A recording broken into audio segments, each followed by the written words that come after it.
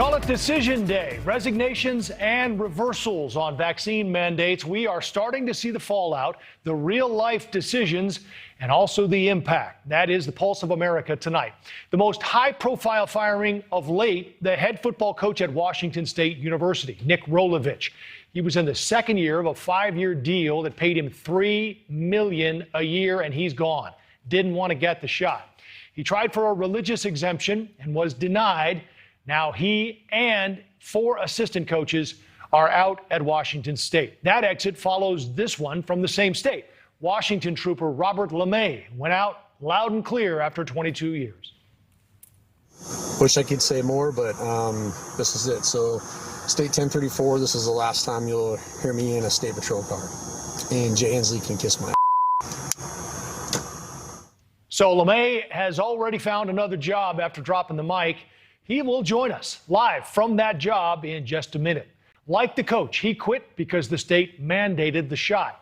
Now, on the other side, you have Southwest Airlines, which has come out with a new policy. The airline says it does not support corporate mandates, but will comply.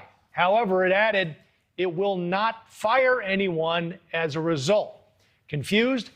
Get in line. Over Columbus Day weekend, Southwest had to cancel thousands of flights due to what some believed to be a possible sick out in protest of the mandate, but the airline has denied that, blamed the weather and air traffic control issues. In New Jersey, 118 workers in one hospital group have now been fired for not getting the vaccine, while in Texas, nurses who were fired now want their jobs back after Governor Abbott said no mandates in his state. We have their attorney as well in just a few minutes, Jared Woodfill, standing by live for us, too. We begin, though, on this decision day with Robert LaMay, the former trooper now working security at a construction site, joins us now from that site. Robert, it's great to have you. Thanks for the time. It's been a day or two now. How are you feeling about your decision? I'm still rock solid with it, sir. I mean, you look at the support I've been getting, and I guess if I could correct something is I did not quit. I was fired. And even on top of that, they made it where we cannot get unemployment. So basically, I walked out with the boots that I was wearing. So luckily, I've had enough resources out. I've been doing this a long time where some private security guys that were law enforcement said, hey, we'll come work. Let's come work for us. I can at least put some food on the table for my family. But this is a temporary gig till I can get a job. So really, I don't have a job right now. I'm doing what I can to support my family, and I was fired. But you got a lot of offers after your video came out, did you not? A lot of calls anyway. I've got tons of offers. I mean, excellent offers. My situation was interesting because, in fact, I was just talking to my son who's with the 101st Airborne. He's into the social media stuff. He understands this. I have no clue. He was telling me the reach, the contacts I'm having. I guess I talked to people in England yesterday. He says there's newscasts in Russia, I guess, that are putting this out. I mean, this has gone more viral than I could even imagine. So I'm kind of looking at now, and again, with you reaching out, I've probably had at least a dozen other agencies reach out today about doing interviews. Laura Ingram, they want me to go on after you, in fact. So I did. It's really cool. It's bittersweet. Yeah. But right now we're in the middle of a battle, and I'm willing to do what I got to do to fight for my fellow employees in the state of Washington, as well as the rest of the nation. You know, the interesting thing, you mentioned you left with your boots, and you mentioned your son being in the military as well. I know what that uniform means to a state trooper, along with the hat. How difficult was this decision for you, Robert, to leave it all behind? Super difficult. I mean, I'm two and a half years short of full retirement. I spent years doing reconstruction work, DRE work, working with people, bodies, investigating dead bodies, dead children, all this. And for them to say, sorry, you're not good anymore. You're dirty because you're not getting a shot. Completely unacceptable. So when it came to that night where I actually did the video, I didn't really plan on it even doing this. I was frustrated. I was upset. Mm-hmm. Our communications officer, the one that you heard on the tape there, she actually said, hey, who's doing your last call? And I'm like, I didn't even think about that. And you're right. From a law enforcement standpoint, that last call means a lot. Right. That means you've survived your career. And when I got home, I called my wife. I said, I'm done. I'm coming home. I said, would you mind just recording this last call just so I could do something? And I didn't even expect them to say something. They did a phenomenal job. after we said that, my wife about dropped the phone after what I said. Yeah. And then we basically just sat and cried for a bit. I mean, we've been so beat up as state employees over the last 18 months. We've been lied to. We've been stepped on. Our unions failed us. And for what? For vaccination that we should all be able to have a choice to take and not take. Since I've been doing these interviews, I've talked to more people that have lost their loved ones from taking these vaccinations, the side effects. The troopers are still getting beat up over it. So is that why you didn't want to get the shot, Robert? The side effects? Pardon me? Why didn't you want to get it? Well, part of me is I'm a Christian man. The way they function these things and the way they test them, I didn't believe in that. So we've actually been praying for that for some time. But then I started talking to fellow troopers who were getting the vaccinations. I have one guy who's 37 years old. He's on a heart monitor now. I mean, I've got another guy who took it. He dropped the next day. He shut down. They had to rush him to the hospital. And that's just not one or two. There's multiple people having that. So it's kind of like Russian roulette for something that's basically 99% ability to survive this. So no, the risk is not worth it. Well, some would say there's Russian roulette not getting the shot as well, Robert, as I'm sure you know. 460 law enforcement officers have died from this. You know that it's the biggest cause of death over the last year and a half. But is it? I work in the field, and again, I've had the same conversation with multiple news outlets about this, but is it true? I can tell you my outlet, my area, we've had guys shot by a gun, and it's a COVID death. I've just talked to on this job site, talked to multiple people here. They've told me the same thing with their family members and causes of death. It's story after story after story. And if you look at the history of law enforcement, guys dying, it's usually shootings and car wrecks. Even the common cold isn't even registering anymore. So I got to ask those questions. Is it really worth it? Most of the people that have had the COVID issue, they have immunities in their body. I mean, you're going to survive it. Now, again, not for everybody, but nothing's 100% in this world. Right. One thing I'm unclear on is I understand, like in Spokane, they're not requiring the shot for city police officers. Is that correct? Do you have a message for the governor at the end of all of this? Oh, yeah. I think I was pretty clear with the governor. It's funny. That's the case. Some places are doing it. I have friends that are firefighters. Some firefighters are mandated to get it. The other ones aren't. That's the problem is we ask these questions of our leaders. Tell us, give us some, what are we supposed to do? Even our command staff has actually reached out to our chief who fell on it as well. No, we're just going to follow the governor. They fired our senior chaplain. His job is to mentor people and help people and pray with people. They fired him because he didn't get the injection. So this is just out of control. I'm currently where I'm working. The PDs are actually fighting to see if they're going to get it or not. I've got city people coming out. So again, it's not just me, it's everybody. And this is Washington. This can do Texas. This could be any other state, ladies and gentlemen. So we need to speak up. We're seeing it for sure. Robert LaMay, 22-year state trooper in Washington State. Thanks for the time. We appreciate you joining us. Good luck. Thank you for having me, sir. Have a good day. You too. So what exactly is the reaction in Washington State to all of this? For that, we're going to ask Jasonrantz, host of the Jasonrantz Show on 770 KTTH in Seattle. So, Jason, last I saw, there were 200 officers who've declined the shot there in the Seattle PD. Are folks in Seattle okay with what's going on? I mean, Seattle is an interesting issue, right? I mean, folks who live in Seattle tend to be pretty far to the left as opposed to folks on the east side of the state. So you really do have this Republican, liberal, Democrat sort of divide on this issue. For the most part, there does seem to be within Seattle, as far as the constituency is concerned, support for these kinds of mandates. We're also heading into a time where now you have to show your vaccine passport to get into restaurants, bars, and gyms. So from a Seattle perspective, the voters seem to support this, but the police don't. And a lot of these employees who, for various reasons, some of them valid, some of them not necessarily valid to us, don't want to be forced into taking a vaccine. And I think at the end of the day, that's really what this is about. You have a lot of police officers, for example, at SPD, who now find themselves basically out of work because they don't want to turn over their private medical paperwork. It's not to say that they're unvaccinated. I know folks who are vaccinated but don't think that this is right for the government to ask.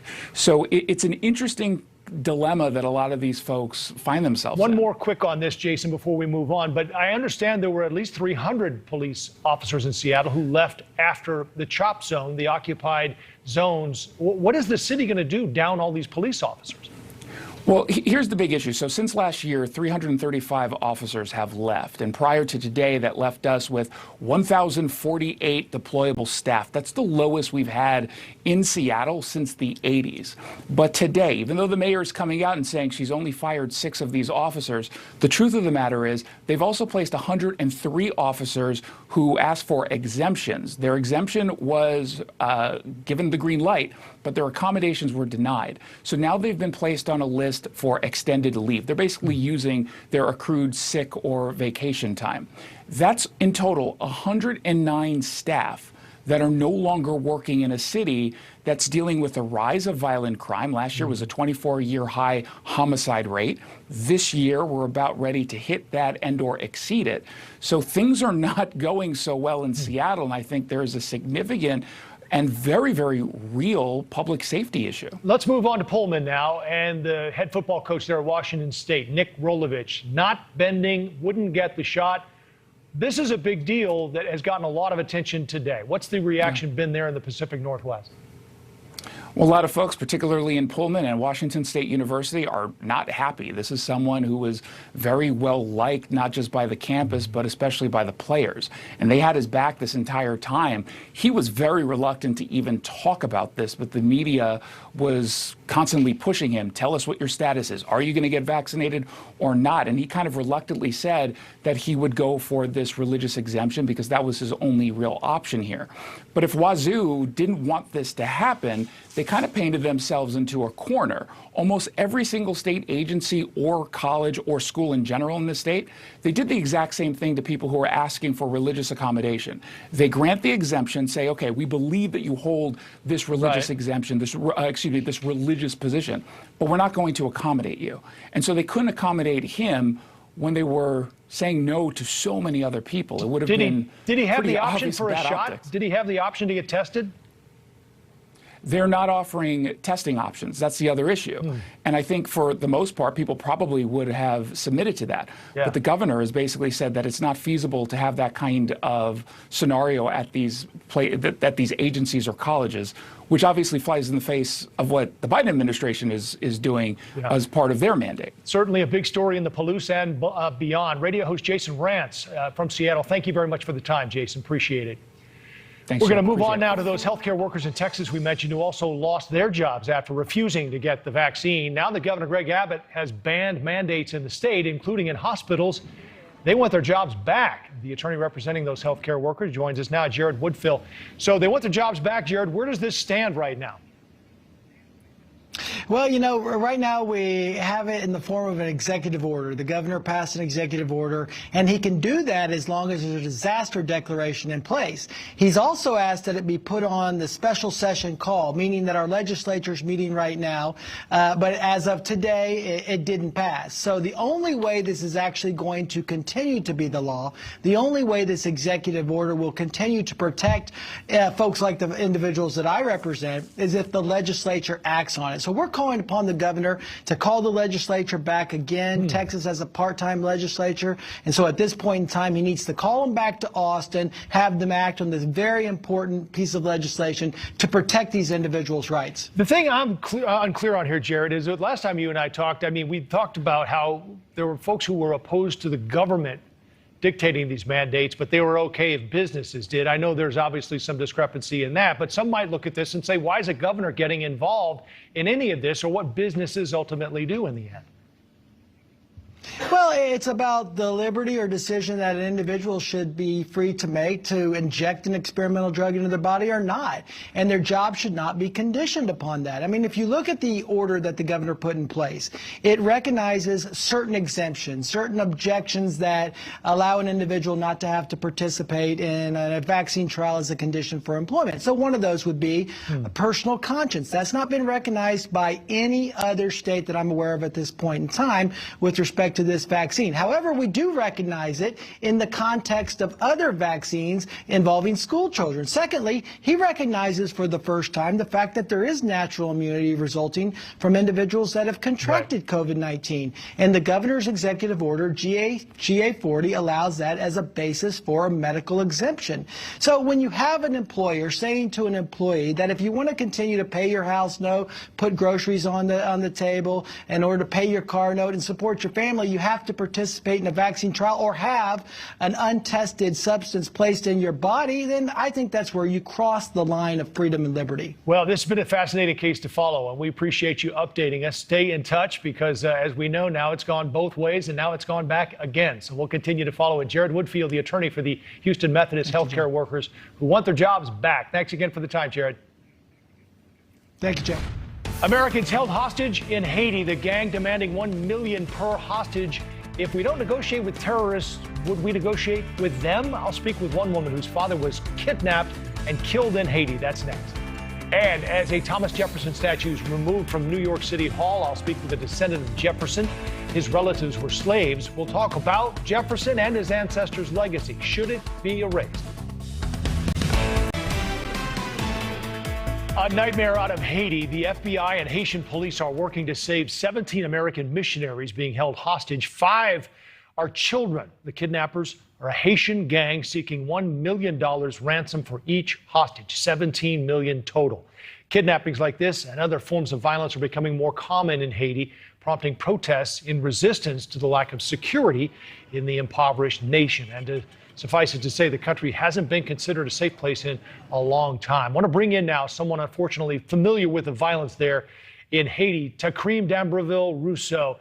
Takreem joins us all the way from the Netherlands. That's how important this issue is to her, and it's because your father was a Boston police officer from Haiti, was in Haiti in 2015 when he was killed.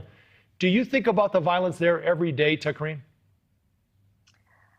I think it's really sad for a nation that was the first to win their freedom to have such destruction follow. I don't know when that's going to be able to be turned around. It seems that every time you hear something about Haiti, it's really never anything positive. It's always negative. Gang violence, kidnapping, rapes, the assassination of the president, hurricanes, earthquakes. Why was it so important for your dad to go back, Takreem? My dad was a civil servant. He dedicated a lot of his life to the United States, and he wanted to rededicate the rest of his life to Haiti. He served in Boston for 33 years on the Boston police force as a detective. And he was deputy mayor under Ray Flynn. He was the Caribbean liaison under Thomas Menino. In 1996 and 97, my dad and his brother worked together with the UN to help train the Haitian police force. So it was just in his nature to give back. Right. He wanted to he wanted to make it a better place. Absolutely. He was building a home, a resort, as a matter of fact, would be a vacation home for us. He wanted to build a restaurant for me there, and that dream got taken away. He was leaving a bank, and he was with the former National Police Chief, Jean Nestle Lucien, and they were targeted by a motorcycle gang that chased them, and they tried to find refuge in a garage, and it ended in a shootout. My father had his gun in the middle console, and my father was shot twice and left to bleed out in the street.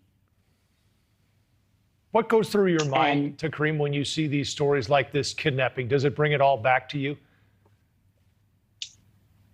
The kidnapping in Haiti has been going on for years, and it doesn't seem as though it's going to end anytime soon. I think Haitian people have a very different view of the Haitians that leave Haiti and they come to the States, and they think that, you know, they have this American dream and they have all of this money, so it makes sense to hold people for ransom. But that's just not the case. I mean, when you get off the plane in Port-au-Prince, everyone is begging you for money from the moment you step out of the airport. They want to grab your bag and take your bag to your car, and people just want money. They think Americans are rich, are wealthy, and that they can extort money from families. Well, I know and that's just not the case. Yeah, your dad did so many important things, and I know you're proud of his work in Haiti, and I know it's tough for you. It's tough for me to see these pictures of you with your father at your wedding day, but we appreciate you coming on and sharing your story with us tonight, especially all the way from the Netherlands. Takreem Dambreville Russo, thanks again. We appreciate it. Thank you, Joe. I want to go now to two co-founders of a charity focused on helping the children of Haiti, Clean Hands for Haiti, Murray and Ray Abellard. Guys, it's so sad for me to see the pictures of the work you were doing there, because it was so exciting and so positive, and to know that you're not doing it anymore. Tell us more about why it stopped and when you stopped going to Haiti. Well, we have been going to Haiti since 2013, and 2018 was our last year. And Dre and I, we made an executive decision to stop our volunteers and stop taking our yearly trips to Haiti, because we foreseen where the insecurity was heading, you know, and the last thing that we wanted is for any of our volunteers and our support to, you know, end up in a terrible situation, such as the 17 missionaries. Boy, again, now here we're sharing some of these pictures that we were talking about, just to see the joy on these faces of the people you were helping. How scary, give me an idea of how scary it was and what kind of security it required for your group. And I'm assuming this is security you guys had to pay for. Yes, we had to pay for security, and you know, it takes about maybe 7 to 8 months of planning. You know, we have individuals in Haiti that we trust can help us to get things started. And but you know, at that time, security was not as bad as today, and so you know, we were able to, you know, move through the streets safely, and to give the support to the children that needed it. How did the security detail work for you guys? I understand you were able to use local details, correct? Because they knew the areas, they knew which areas were controlled by gangs, right? Yes. Well, for us, luckily, you know, some of the police officers and the SWAT teams that partnered with us, or people that we knew when they were regular people. And so there was a trust level there, you know, and so when they became police officers and were at a position where, you know, they were like head of the SWAT team, then we would reach out to them. And so that made things much easier for us, because we know that our lives were in their hands. Right. Let me bring your partner in. When you saw this kidnapping here, what went through your mind? This is just such an unexpected and horrible situation for those families. When we go out to Haiti, we provide services for our Haitian kids in our community center in Port-au-Prince. And we provide opportunities for our kids to be empowered, encouraged. We uplift them. What's going on in the community of Haiti is devastating to us. We haven't been out there since 2018. We were able to bring so many families from New York City to help us and aid us in providing scholarships and opportunities for young men and women in the Haitian community. Right. What does it mean to not be able to do that devastating. anymore? I mean, like I said, to see these pictures and to see all those smiles, what does it mean to you to not be able to go down there? It's heartbreaking. It's heartbreaking, and it's devastating for Ray and I as co-founders looking to change the lives that are going down there. We built relationships with not only kids, but people. This is a community that we love. This is paradise to us. And I know that there's some unfortunate matters that are going on right now, but this is paradise to our program when we bring those kids out there who see the smiles and see the jubilation that goes on out in some of those communities with the community festival that you just saw in the picture there. You know, we're just trying to uplift and encourage others, and this is just a devastating, you know, couple of months right now. Ray, when do you guys go back? Well, you know, For me, I was born in Haiti, so every year I take trips to Haiti to assure things are moving smoothly. And some trips are successful where I'm able to pass through Matissan, but some trips it's a waste because one, I fear of getting kidnapped. Right. Two, just the level of insecurity is so bad that I have to return right away. But that just puts a big pain in our hearts and our children, and that's in Haiti. It's just so hard for them to move forward. Right. Well, I know we're thinking of all 17 of those folks, and I'm hoping for the best, and I hope this ends well. Ray Abellard and Andre Murray, it's great to have both of you. Clean Hands for Haiti, co-founders. You're doing great work. Thank you for sharing your story with us tonight. Thank you. Thank you. Up next, migrants flown into New York in the dead of night, according to the New York Post. Why the secrecy and where do they go from here? I'll ask a New York lawmaker ahead. And a Texas school administrator under fire for comments she made about the Holocaust. News Nation's Marky Martin, live in Texas with that ahead.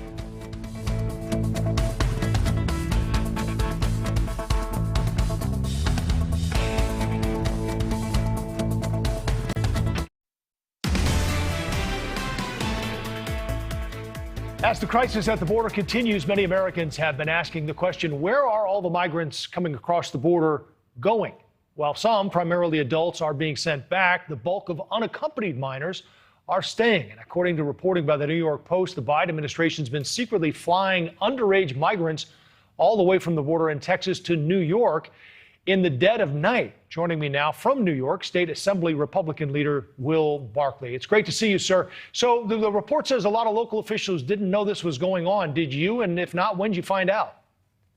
Well, I was very surprised. I didn't find out until I saw the Post article today. And then my understanding is local officials didn't know about it too. Obviously, immigration is 100% in federal jurisdiction, but you think when you're moving thousands of migrant children, you'd want to include the locals involved and maybe the state officials involved, have them involved too, to figure out where these kids are going, make sure there's proper care. And we're in a pandemic right now. We don't allow foreign visitors to come in the country unless they're vaccinated. We're not going to allow that until November 8th. You got to question whether these people are being tested and whether they're being vaccinated. Right. The White House talked about this today, Assemblyman. And let's listen to this clip from Jen Psaki, and we'll get your comment after.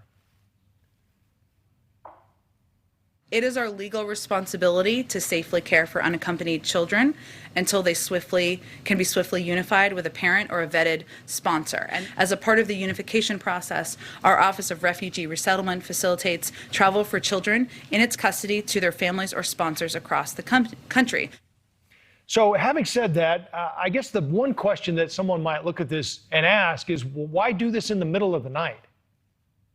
Yeah, that's a big question. If this is a great policy, you think they would be radaring that all around the country and speaking about it instead of just flying these people in the middle of the night. So I think obviously we want to make sure that these migrant children are being cared for appropriately.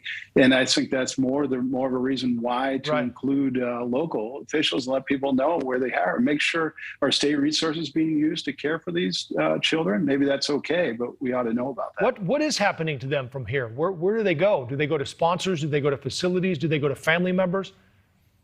I think those are great questions. I mean, according to the Post article, that's what's happening. It looks like some are being going into Westchester, some are going into Long Island, and I guess some are going to New Jersey. But again, maybe the state could help facilitate that. I'd be curious if the governor was working with the Biden administration to help facilitate this. Are we going to have to use state money to help facilitate that? Again, all that may be legitimate, but unless we know about this, it's very hard to opine on it or to try to help make policy to make any life better for these migrant children. All right, New York State Assembly Republican leader Will Barkley, thank you for the time, sir. We appreciate it. Thanks for having me on. Make sure that if you have a book on the Holocaust, that you have one that has opposing, that has other. How do you oppose the Holocaust?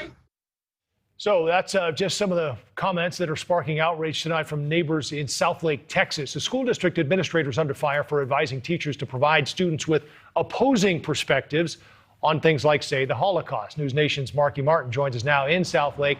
Marky, give us a little context to why this is happening and how it played out. Hey, Joe, well, I think it's important to mention right off the top, you know, Texas has this brand new law, this House bill that was signed that's designed to keep critical race theory out of the classroom. You and I have talked about this extensively on your show. And now you have droves of educators coming forward saying they were given so little guidance about this that now they say it's terrifying, it's confusing to try to navigate what they can and can't say, can and can't teach inside the classroom. So you had this school administrator that you just played right off the top here a couple weeks ago in a private teacher training, telling those teachers when talking about classroom book selection, if you have a book about the Holocaust, you need to offer multiple books with different perspectives, different viewpoints on the Holocaust, which is terribly inaccurate, terribly offensive. Those comments obviously have been leaked, and it's igniting outrage not only in this community of Southlake, but beyond, Joe. So I understand there was a school board meeting on this last night. What came of that? Well, Joe, more than 50 people went up to that lectern at this school board meeting. It was tense. It was emotional. You heard from teachers, parents, students, and a lot of people within the Jewish community who came forward saying, you know, they're confused as to how somebody in this top administrator role could have made comments like this. A former student who said he almost committed suicide because the anti-Semitic bullying he endured while here was so intense. And the superintendent did release a public apology, saying the district was working together on how to bring clarity to the teachers on this new law moving forward. And the school did confirm with me today that that teacher is still employed here. Joe. All right, Marky Martin in Southlake for us tonight. Thank you, Marky. Rising prices are hitting American wallets, and if the warnings are right, it could go on for quite a while. The head of Albertsons supermarket saying prices will keep going up through at least the end of the year, blaming a lack of workers and products. The CEO saying this week, on any given day, something is out of stock, and it's across an array of product categories. Business reporter Shivani Joshi joins us now. Shivani, it's good to see you. It seems like sort of a perfect storm right now. Not enough workers or products. Is there, in your opinion, reason for concern? Absolutely. I mean, there is no let up in sight. That's the trouble, Joe, that we are facing with this supply chain issue. Every time I come on here to talk to you about it, the situation just gets more entrenched, more dire. There are only a few different levers that you can pull here. It's getting more workers into the labor force, which we don't foresee happening anytime soon. Fixing supply chain issues, which is a long-term thing, and then making more stuff. Again, none of these are quick fixes. What is behind all the worker shortages, Shivani, in your opinion? I mean, the extended enhanced unemployment benefits ended last month. There were people who thought that would get people back to work. It hasn't. What's at work here? So there are a couple of things, Joe. We've got low-wage jobs and particularly hard-hit sectors like hospitality and retail. They're not able to get workers. A lot of the issue is that, one, wages are not keeping up with inflation. We've got inflation at levels we haven't seen in more than a decade, and wages aren't keeping up with it. I also think that we've got a global economy of workers really reflective right now. They've been thinking about what they want to do with their lives. Entrepreneurship is up. Women, that's something that I passionately talk about. More women are leaving the workforce, 300,000 in the month of September. We're personally dealing with childcare issues at home, trying to deal with more flexible workloads as well, or wanting them. There's just so many complex issues going on at once. So, I mean, and that's, I guess, all you need to do is think about the 4.2 million people who quit their jobs in August. Business reporter Shivani Joshi, it's good to see you again. Thank you. Thank you. As the Thomas Jefferson statue is removed from New York City Hall, I'm going to speak with a descendant of Jefferson. His relatives were slaves. We'll talk about Jefferson, his ancestors' legacy, and whether it should be erased. That's ahead. There's another statue coming down in the U.S., but this one doesn't have anything to do with the Confederacy, not even in the South. It's not Christopher Columbus either, but rather a founding father of our country. The city of New York says it will remove a statue of Thomas Jefferson from the city council chambers, where it's been for 106 years. The city council's Black, Latino, and Asian caucus has long objected to its presence. Jefferson was a key author, of course, of our Declaration of Independence, but he was also a slave owner. Here's what one New York City council member had to say about the statue's removal. The United Nations has declared slavery a crime against humanity. And we shouldn't elevate those persons who profited and benefited from slavery by putting them on a pedestal. Jefferson also fathered at least 6 children with enslaved servant Sally Hemings. Joining me now today is a descendant of Jefferson, Shannon Lanier. It's great to have you, the 6th great-grandson of Thomas Jefferson and Sally Hemings. Shannon, let me start with your reaction to the vote to remove the statue in New York. The debate certainly isn't new, but that vote is. Yeah, you know, it's definitely a step closer to equality and helping people feel that they are not being belittled or downtrodden. And if they feel that they are offended by that, then I think that helps start the conversation about making everyone feel welcomed wherever they go. So it is unfortunate that we are at this point where we have to make these tough decisions, but I think it's a good thing to make people feel better as taxpayers when they're walking in those same hallways every day trying to do what's right for justice and the law, that they feel equal to those that are also there and don't feel like they're being in some form or fashion belittled by the fact that the statue is there looking over them. We heard from a supporter of removing the statue. Here's another clip from an opponent. Let's listen. We'll get your comment after. I just wanted to say that Jefferson was born into a situation of slavery that existed for thousands of years. He was opposed to the institution his entire life, and he took several steps to abolish it. So where are we on this debate, Shannon? I mean, does it come down to using the statue as a teaching tool and addressing these things rather than removing it? You know, I think I used to give Jefferson a pass as well and say, but he was a founding father, he was a president, but he was a man who knew what right from wrong. Yes, the fact that he tried to abolish it proved he knew it was wrong, but the fact that he never freed his own slaves proves that he was wrong also. And so, you know, it can't be, you know, two eyes of the same sword. You have to look at it in not only contemporary eyes, but also in historical eyes and judge that man by his character. This was a man who owned more than 600 people throughout his lifetime and died with more than 100 slaves at his plantation. He did not free them. Friends of his freed their slaves, so he had the opportunity and knew other people that were doing it, and yet he did not do it. Now, I don't think that he should be erased from history. He's a great part of this foundation of this country. He did many amazing things for this country. I think we have to see him as his whole totality of who he was and what he did. Yes, he was a great founding father and the 3rd president, but he was also a man who owned people and knew it was wrong. So we have to see him as this whole man. And that's why I believe the statue should be put in an educational or historical environment so people can learn about him, not erase him from history, learn the truth about history. And that's the thing that people are missing here. We want to teach the truth, not a one-sided, sanitized, heroic aspect of who these people were in historical concepts. Shannon, I'm sure you've heard people who will say, okay, well, then where do we draw the line? I mean, what about the University of Virginia? I mean, Jefferson watched it being built from Monticello. Should we, you know, change the name of that or, you know, change how we look at that university? Well, you'll be surprised. The University of Virginia is doing many things right, as well as Monticello, to educate people about the history of Thomas Jefferson, who he was, and his whole story. They're not just saying he was a founding father that did great things.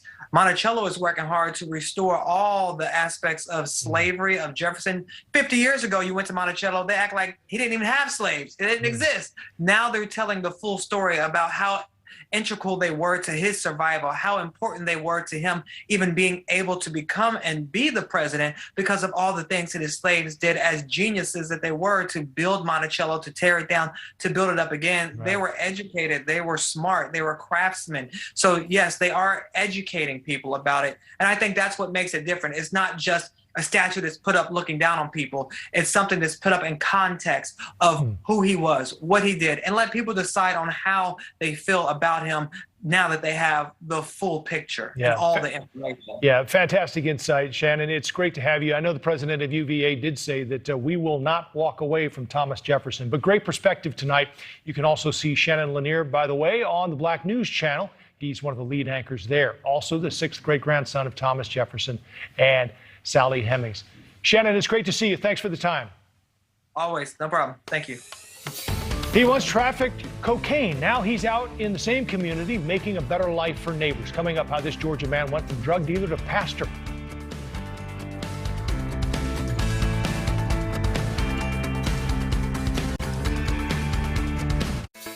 Our American Snapshot tonight, an incredible story of redemption. Georgia pastor Terrell Scott, once a hardened drug dealer, now he walks the same streets where he once sold drugs, spreading love and kindness by praying with neighbors and giving neighborhood kids a place to actually feel some safety and refuge. Joining us now tonight is former drug dealer and gang member turned pastor of Passion Life Church in McDonough, Georgia, Terrell Scott. Pastor, it's great to see you and great to have you. So you're walking these same streets now. What's the reaction like all these years later? Yeah, man, it's really awesome. You know, I'll see guys I played sports with. I'll see guys that I did time with. I'll see guys that used to work for me when I was running a gang and running drugs. And, you know, the reality is if Christ can change me, he can change anybody. You know, God took a woman I had robbed at gunpoint. She came into the prison cell and shared the gospel with me. And I received forgiveness and did a 180 16 years ago. And now the Lord's called us back to the same streets to bring hope and life and transformation. So it's a real opportunity, and we're really grateful that I got out of that lifestyle and I didn't die in a prison or end up in a grave somewhere. What do you find with the people want when you encounter them on the street? What do you provide for them?